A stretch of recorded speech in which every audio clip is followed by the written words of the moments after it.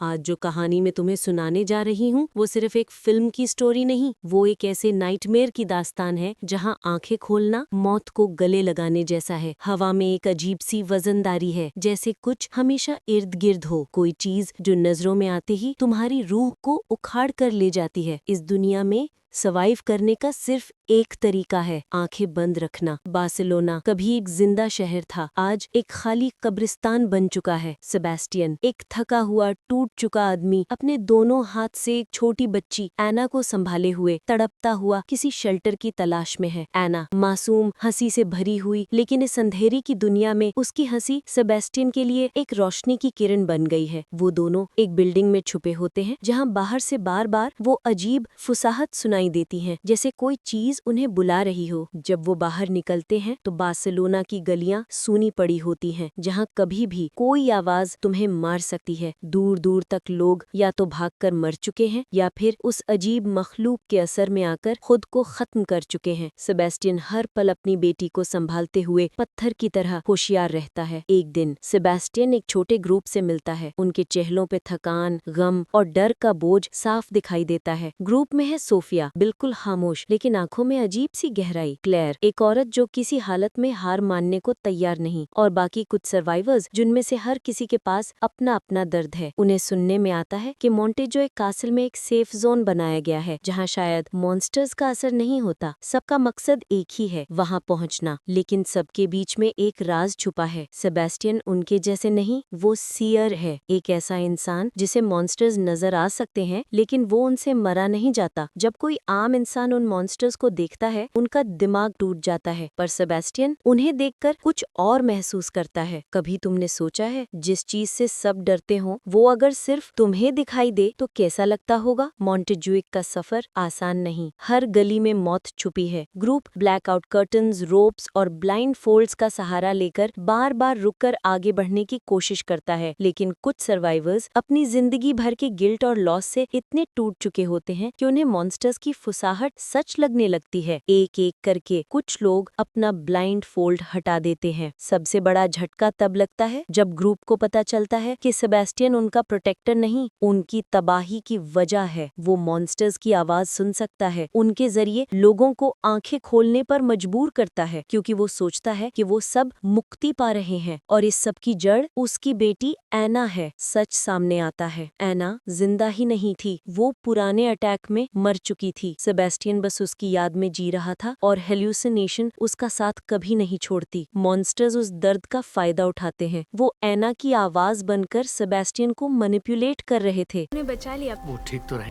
हाँ बिल्कुल। और वो ये सोचकर कि वो लोगों को बचा रहा है, उन्हें खुद ही अंधेरे में ढकेल रहा था। जब ग्रुप टूट जाता है, सिर्फ क्लेयर, सोफिया और सेबेस्टियन बचता है। सेबेस्टियन को पता चल जाता है कि वो क्या बन चुका है। अपने गुनाह का बोझ लेकर वो मॉन्स्टर्स के खिलाफ खुद खड़ा होता है। आखिरी पल में वो एना की हेल्यूसिनेशन से कहता है, अब जाओ, मुझे माफ कर दो, और अपनी जिंदगी देकर बाकी सर्वाइवर्स को बचा लेता है। क्लेयर और सोफिया मोंटेजुइक कासल पहुंच जाते हैं। दरवाजे खुलते हैं और फॉर द फर्स्ट टाइम उन्हें लगता है वो सेफ हैं, लेकिन अंदर जो होता है वो और भी ज्यादा डरावना है। साइंटिस्ट्स म्यूटेंट्स और मॉन्स्टर्स पे एक्सपेरिमेंट्स कर रहे हैं। वैक्सीन, क्योर, कंट्रोल कुछ भी हो सकता है, लेकिन एक बात क्लियर है, ये मॉन्स्टर्स अभी रुकने वाले नहीं। ये कहानी डर की कहानी है, दर्द की कहानी है, और उन यादों की जो इंसान को तोड़कर फिर से बना देती हैं। याद रखना, इस दुनिया में जो चीज तुम देख लो वो तुम्हें कभी नहीं छोड़ती, और शायद सबसे बड़ा अंधेरा हमेशा हमारे अंदर होता है।